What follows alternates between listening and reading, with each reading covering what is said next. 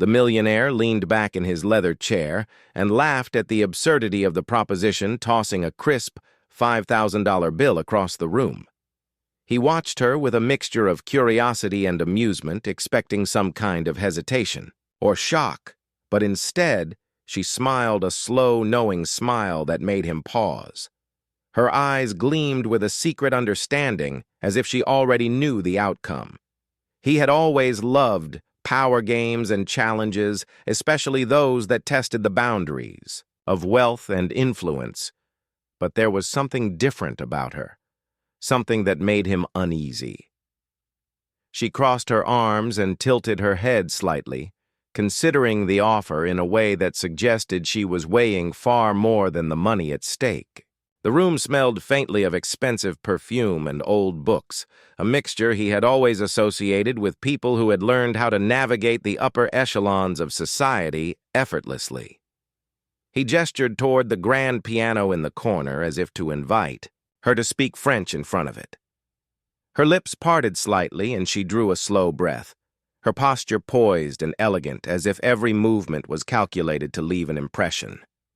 The millionaire cleared his throat, imagining the sentence she might form, his mind already racing with ways to make the challenge amusing or humiliating, depending on how she responded. She did not rush. Instead, she let the silence stretch, allowing the tension to thicken like a slow storm brewing outside the windows. The butler had entered quietly moments before and now stood in the shadow of the doorframe holding a silver tray of crystal glasses filled with amber liquid. Neither of them acknowledged him, the air between them charged with unspoken words. He finally broke the silence and repeated the offer more as a taunt than an invitation, expecting the thrill of victory to swell inside him. But it did not come in the way he anticipated. She chuckled softly, a sound that was light, yet edged with authority, as if she owned the room already. And then she spoke her words clear, crisp, and unexpected, leaving him caught off guard. Her reply was not the timid stammer or nervous laughter he had imagined, but a confident declaration that suggested she knew far more about him and his games than he had ever realized. The tension shifted subtly in her favor, and he felt a flicker of doubt, a sensation that he had not experienced in years. The wind rustled the curtains, and a clock ticked somewhere in the distance, marking the slow passage of moments that now felt heavy with consequence.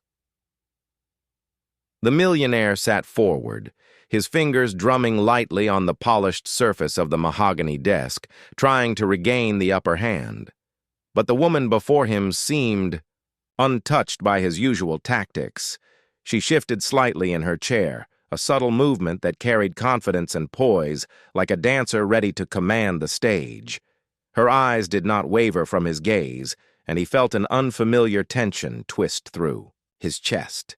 He had never encountered someone so composed, so entirely self-possessed in the face of his wealth and charm. The $5,000 bill still lay on the desk, a symbol of his expectation and the challenge he believed he controlled. She leaned forward slightly and spoke again in a voice that was both melodic and precise. Each word was chosen with care, as if she was drawing a map that only she could read. His mind raced, trying to decipher whether she was serious or mocking him. But the truth was that her words carried a weight that demanded acknowledgement, not laughter or dismissal. He realized for the first time that money alone could not sway her or bend her will, and a ripple of unease ran through him. The chandeliers above cast fractured light across the room, glinting off the crystal decanters and mirrors, creating an atmosphere that seemed almost theatrical, as if the room itself were conspiring to highlight this moment. He leaned back slightly, trying to regain composure, and considered his next move. His usual arsenal of charm and intimidation felt useless here, and a rare sensation of vulnerability crept in a way that was both frightening and intoxicating. The woman remained still, allowing the silence to stretch between them as if time itself had slowed to watch the unfolding drama. He noticed the faint scar above her eyebrow and wondered about the story behind it, a narrative that could explain her calm resilience or perhaps conceal a deeper, psychic cunning.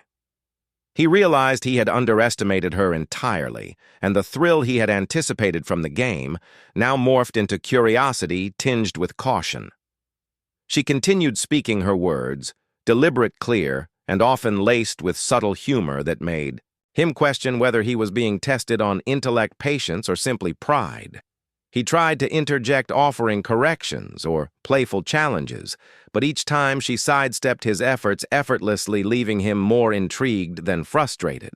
The room seemed to shrink around them, the walls echoing with unspoken tension and the weight of unasked questions.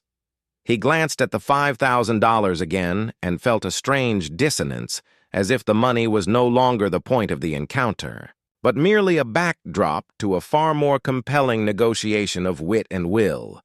The air between them vibrated with possibility, and he realized that the game he had intended to control had shifted completely. She had rewritten the rules with nothing more than her words and presence, and he could not remember the last time anyone had done that to him. The millionaire leaned back in his chair, feeling the unusual weight of uncertainty pressing on his chest. He had always been the one to dictate terms to people and situations, but now he found himself listening carefully, trying to understand her strategy and intentions. She sat forward, her posture impeccable and calm, as if she had rehearsed this moment 1,000 times in her mind. Yet, nothing about her demeanor felt rehearsed or artificial. There was a natural authority in the way she spoke, her words flowing effortlessly in French, a language he had assumed would be an obstacle, but instead became a bridge to something he could not yet define. He tried to follow each phrase, mentally parsing meaning and nuance, realizing that his superficial understanding of sophistication and intellect fell short in her presence. The chandelier above flickered slightly, sending shadows across the room that danced across the walls like silent spectators to their exchange.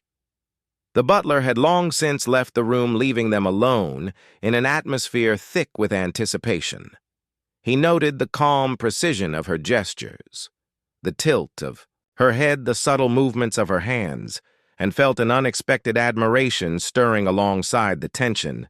His usual confidence had eroded into careful observation and a strange exhilaration.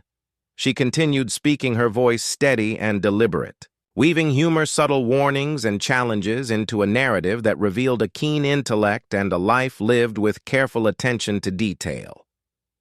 He felt the pull of fascination and intimidation intertwined, as if he were being drawn into a current he could neither resist nor fully understand. At some point, the $5,000 no longer seemed relevant. It had transformed from a prize to a symbol of his own assumptions about control and power. He realized that in presenting the challenge, he had underestimated the depth of her intelligence and the strength of her will. She paused briefly, and for a moment the room held its breath, the silence dense with the promise of revelation. Then she leaned closer, and with a glint in her eyes, she delivered the final line, leaving him utterly speechless. It was a declaration that shifted the balance, completely asserting authority over not just the challenge, but over his perception of the encounter. He swallowed hard, feeling a mixture of defeat, amusement, and admiration. In equal measure, the millionaire understood in that instant that he had encountered someone who could not be bought, swayed, or intimidated with money alone. She had transformed a simple wager into a lesson on respect, understanding, and the subtle art of human interaction. The wind whispered against the windows, carrying with it the faint scent of rain and change. The clock ticked, but time felt irrelevant as he processed the implications of her words and the mastery with which she had handled the situation. He felt lighter, yet heavier at once. Lighter in his realization that wealth was never the ultimate measure of influence, heavier in the recognition that he had misjudged someone so completely, and that the encounter had altered his own perspective forever. He smiled faintly at the absurdity and brilliance of it all, acknowledging that the $5,000 would remain untouched, but that the encounter itself was priceless in the quiet that followed. They both sat back understanding that something far more valuable than money had been exchanged, a subtle but profound lesson in power, patience, and perception that neither would forget.